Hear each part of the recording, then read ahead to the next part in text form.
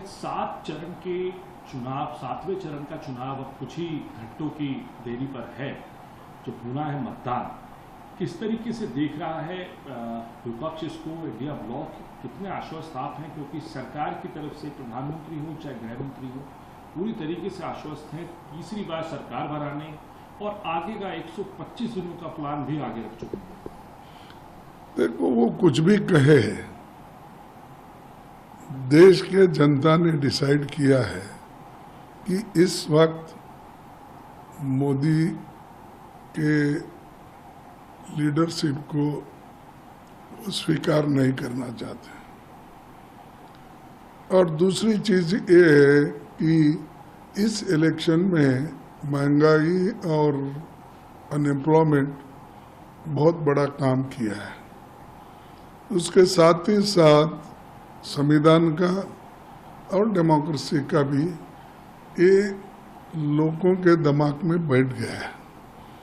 तो इसीलिए वो जितने भी नंबर्स बताएंगे वो नहीं बैठ रहे, कहीं किसी इसमें संदर्भ में नहीं बैठ रहे।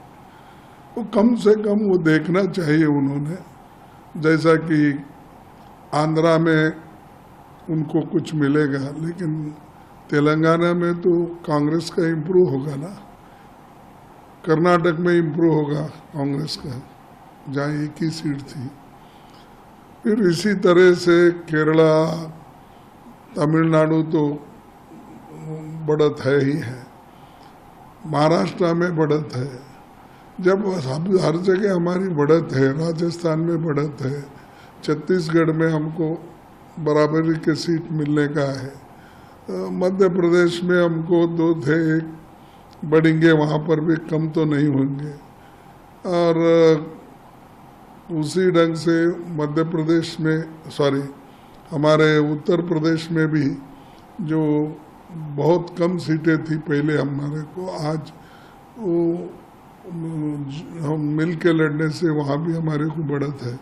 फिर किस बेसिस पे वो कह रहे हैं कि उनको बहुत से सीटें मिलेंगे और 400 पार करेंगे, ये स्लोगन जो दे रहे हैं, ये लोगों को मैं समझूंगा कि लोगों को एक बेवकूफ़ करने की बातें हैं। तो और ऐसा उनका रवैया पहले से है, और कोई वो नंबर उतना बना नहीं सकते। हमको लगता है कि गठबंधन की सरकार आ जाएगी। सर, आप लोगों का मैनिफेस्टो हो और आपने कहा संविधान, एक रिजर्वेशन भी बड़ा मुद्दा रहा है पूरे चुनाव में, प्रधानमंत्री के भाषणों में हो कि रिजर्वेशन जो है हम किसी को लेने नहीं देंगे, आप लोग अपीजमेंट करना चाहते हैं। आप लोगों की तरफ से बार बार ये कहा गया कि हम जो है गिनती करवाएंगे। तो क्या माना जाए कि इस संदर्भ में जो है जनता कहाँ विश्वास कर रही है? और ये मुद्दा जो संविधान और रिजर्वेशन का है, कॉन्स्टिट्यूशन बदलने वाला जो आप लोगों ने बनाया है, क्या ये लोगों तक पहुँच पाया है? और क्या जो वोटर पिछली बार नहीं था आपके साथ इस बार आ रहा है? बहुत से लोग समझ गए हैं किस तरीके से इन्होंने अपने रिजर्वेशन को ख़त्म कर रहे हैं। अगर ख़त्म नहीं करते या उनके दिल में इनके लिए अच्छी भावना होती, वो सेंट्रल गवर्नमेंट में 30 लाख वैकेंसी भर देते। उसमें से तो आधे से ज़्यादा गरीबों को ही मिलने रहता है, दलित, पिछड़ा, इनको ही मिलने वाले थे। तो वो उन्होंने नहीं किया। हर चीज़ वो कहते हैं कि बदलेंगे। कैसा बदलेंगे? संविधान में तो ये है, शेड्यूल कास्ट के लिए तो इन्होंने नहीं बनाए, ये तो डॉक्टर अंबेडकर जी ने लड़के गांधी जी के साथ संवाद करके उनसे अश्योरेंस लेके रिजर्वेशन वहाँ से शुरू हो गई कि जो आने वाले संविधान में भी इसको लिया गया।